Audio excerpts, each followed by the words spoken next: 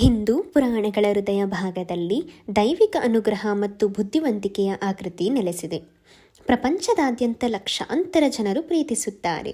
ಸಾಮಾನ್ಯವಾಗಿ ಪ್ರಕಾಶಮಾನವಾದ ನಗುವಿನೊಂದಿಗೆ ಚಿತ್ರಿಸಲಾಗಿದೆ, ನವಿಲುಗರಿಗಳಿಂದ ಅಲಂಕರಿಸಲ್ಪಟ್ಟಿದೆ ಮತ್ತು ಅವನ ಮೋಡಿ ಮಾಡುವ ಕೊಳಲು ನುಡಿಸುತ್ತದೆ. ಭಗವಾನ್ ಕೃಷ್ಣನ ಜೀವನ ಮತ್ತು ಬೋಧನೆಗಳು ಮುಂದುವರಿಯುತ್ತವೆ, ತಲೆಮಾರುಗಳನ್ನು ಪ್ರೇರೇಪಿಸಲು ಸಮಯ ಮತ್ತು ಸ್ಥಳವನ್ನು ಮೀರಿದೆ. ಆಧುನಿಕ ಉತ್ತರ ಪ್ರದೇಶದ ಪ್ರಾಚೀನ ನಗರವಾದ ಮಥುರಾದಲ್ಲಿ ಜನಿಸಿದ ಕೃಷ್ಣನ ಜೀವನವು ಪ್ರೀತಿ, ಸಹಾನುಭೂತಿ ಮತ್ತು ದೈವಿಕ ಮಧ್ಯಸ್ಥಿಕೆಗಳ ವಸ್ತ್ರವಾಗಿದೆ. ಹಿಂದೂ ಧರ್ಮ ಗ್ರಂಥಗಳ ಪ್ರಕಾರ ಅವನು ವಿಷ್ಣುವಿನ 8ನೇ ಅವತಾರ, ಬ್ರಹ್ಮಾಂಡದ ರಕ್ಷಕ, ಸಮತೋಲನ ಮತ್ತು ಸದಾಚಾರವನ್ನು ಪುನಃಸ್ಥಾಪಿಸಲು ಭೂಮಿಗೆ ಕಳುಹಿಸಲಾಗಿದೆ. ಬಾಲ್ಯದಲ್ಲಿ ಕೃಷ್ಣನ ಚೇಷ್ಟೆಗಳು ಮತ್ತು ತಮಾಷೆಯ ಸ್ವಭಾವವು ಅವನ ಹಾದಿಯನ್ನು ದಾಟಿದ ಎಲ್ಲರೂ ಅವನನ್ನು ಪ್ರೀತಿಸುತ್ತಿದ್ದರು. ದಂತಕಥೆಗಳು ಅವನ ಚೇಷ್ಟೆಯ ಪಲಾಯನಗಳ ಬಗ್ಗೆ ಹೇಳುತ್ತವೆ. ಹಳ್ಳಿಯ ಮನೆಗಳಿಂದ ಬೆಣ್ಣೆಯನ್ನು ಕದಿಯುವುದರಿಂದ ಹಿಡಿದು ಅವನ ತಾಯಿಯ ಚಿಕ್ಕಪ್ಪನಾದ ದುಷ್ಟರಾಜ ಕಂಸನಿಂದ ಕಳುಹಿಸಲ್ಪಟ್ಟ ರಾಕ್ಷಸರೊಂದಿಗಿನ ಅವನ ಪೌರಾಣಿಕ ಯುದ್ಧಗಳವರೆಗೆ.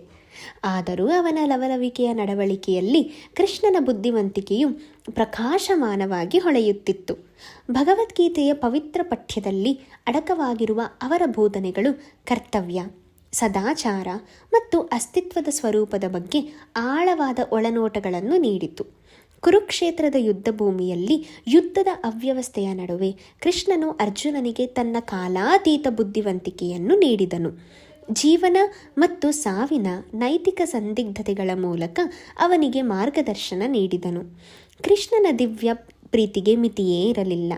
ಅವನ ಪ್ರೀತಿಯ ಸಂಗಾತಿಯಾದ ರಾಧೆಯ ಮೇಲಿನ ಅವನ ಭಕ್ತಿಯು ವೈಯಕ್ತಿಕ, ಆತ್ಮ ಮತ್ತು ದೈವಿಕ ನಡುವಿನ ಶಾಶ್ವತ ಬಂಧವನ್ನು ಸಂಕೇತಿಸುತ್ತದೆ. ಅವರ ಪ್ರೇಮಕಥೆ, ಕವನ, ಸಂಗೀತ ಮತ್ತು ಕಲೆಯಲ್ಲಿ ಅಮರವಾಗಿದೆ. ದೈವಿಕತೆಯೊಂದಿಗೆ ಒಕ್ಕೂಟಕ್ಕಾಗಿ ಶಾಶ್ವತ ಅನ್ವೇಷಣೆಯ ಬಗ್ಗೆ ಹೇಳುತ್ತದೆ. ತನ್ನ ಜೀವನದುದ್ದಕ್ಕೂ ಕೃಷ್ಣನು ಧರ್ಮವನ್ನು, ನೀತಿವಂತ ಮಾರ್ಗವನ್ನು ಉದಾಹರಿಸಿದವನು. ಅವನು ನ್ಯಾಯ, ಸಹಾನುಭೂತಿ ಮತ್ತು ತುಳಿತಕ್ಕೊಳಗಾದವರ ಉನ್ನತಿಗಾಗಿ ನಿಂತನು.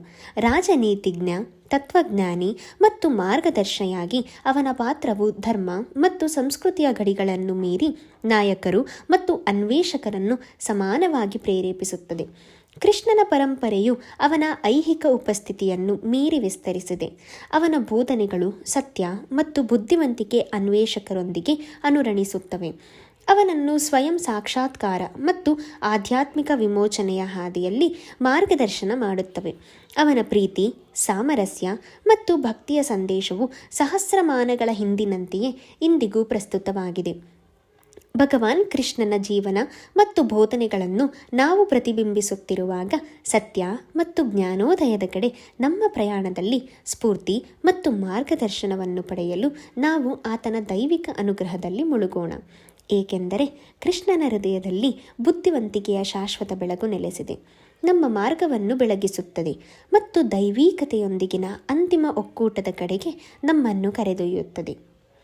ಹರೇ ರಾಮ ಹರೇ ರಾಮ, ರಾಮ ರಾಮ ಹರೇ ಹರೇ, ಹರೇ ಕೃಷ್ಣ ಕೃಷ್ಣ ಕೃಷ್ಣ ಹರೇ ಹರೇ. ಎಲ್ಲರಿಗೂ ಭಗವಾನ್ ಕೃಷ್ಣ ಒಳ್ಳೆಯದನ್ನೇ ಮಾಡಲಿ. ಕೃಷ್ಣಂ ವಂದೇ ಜಗದ್ಗುರು.